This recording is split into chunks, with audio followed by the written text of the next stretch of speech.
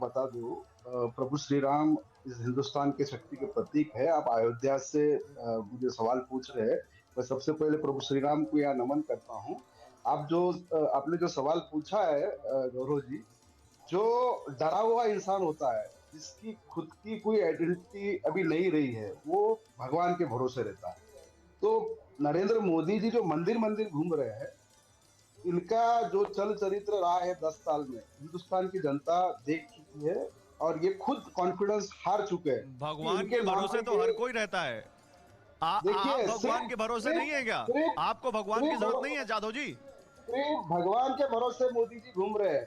आज जब अयोध्या के अंदर इस देश के सर्वोच्च न्यायालय और संविधान के वजह से वहां अयोध्या में राम मंदिर बना है, केंद्र का और मोदी सरकार तो का कोई राहुल योगदान नहीं गांधी है। क्या भगवान में भरोसा नहीं रखते? सुनिए, राहुल गांधी सुनिए, क्या भगवान राहुल भरोसे नहीं है? गांधी राहुल गांधी, नहीं, मैं पूछ रहा हूं आपसे, राहुल मैं गांधी पूछ रहा हूं नहीं, इस आपसे, जवाब हिंदुस्तान दीजिए। का राहुल गांधी भगवान में भरोसा नहीं रखते क्या?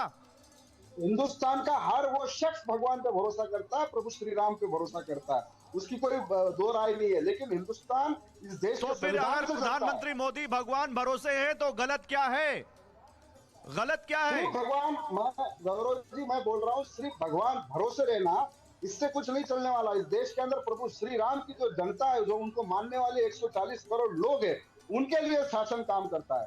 भगवान के भरोसे पे शासन नहीं चलाया जा सकता। इस देश के संविधान के भरोसे पे शासन चलाया जाता है, और उसके अंदर पूरी तरीके से अपयशी रहे मोदी जी। और आज इनका जो भी ये इमोशन के एक ये जोड़ रहे हैं, इसका खेल भारत की जनता समझ चुकी है। कोई इस देश की जनता भावना के अंदर नहीं आएगी। अयोध्या मंदिर का पूरे इस हिंदुस्तान का एक एक आदमी इसका स्वागत करता है, लेकिन इसमें मोदी सरकार को कोई योगदान नहीं है। अच्छा, मैं आपको अयोध्या दिखाता मंदिर हूं कि बनने में किस तरह से अयोध्या में आप कांग्रेस पार्टी और राहुल गांधी जी इस देश का दूसरा स्वतंत्र युद्ध लड़ने जा रहे हैं। हम ये मानते हैं कि हिंदुस्तान में 2014 के बाद एक क्रोनी कैपिटलिज्म की गुलामी में देश जकड़ गया है। तो इसकी लड़ाई बहुत ताकत से राहुल गांधी जी लड़ रहे हैं। मैं आप बीजेपी के हमारे प्रवक्ता मित्र को बता दूं कि कांग्रेस पार्टी और राहुल गांधी जी जो भारत जोड़ो न्याय यात्रा निकाल रहे हैं, ये सामाजिक न्याय, राजकीय न्याय और आर्थिक न्याय की बात लेके हिंदुस्तान के देश के लोगों के सामने जा रहे हैं। तो जो कि 2014 के बाद इनका ही जो अब कंडक्ट था मणिपुर में, आप ही बता रहे थे, जिस तरीके का वहां का आदिवासी दो समुदाय को लड़ाया गया,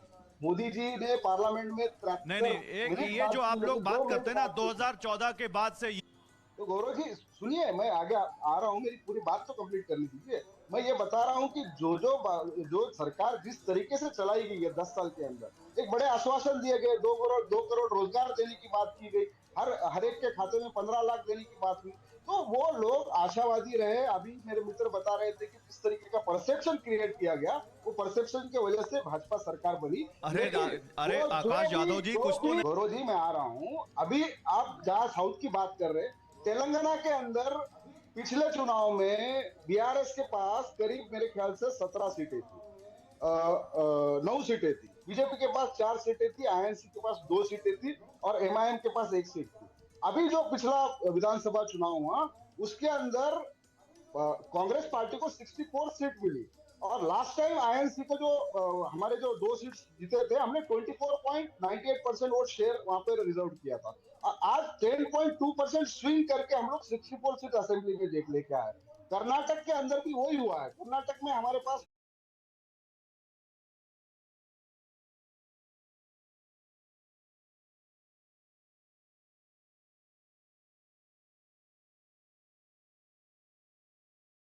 टोटल 28 सीट में से सिर्फ एक था।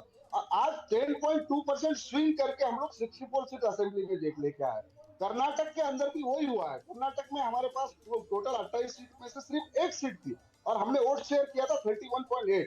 अभी हम लोग विधानसभा के ठीक है, अंदर हमने अच्छा ठीक है, 135 लेकिन सीट अभी जीती अभी है, आपने और कहा ना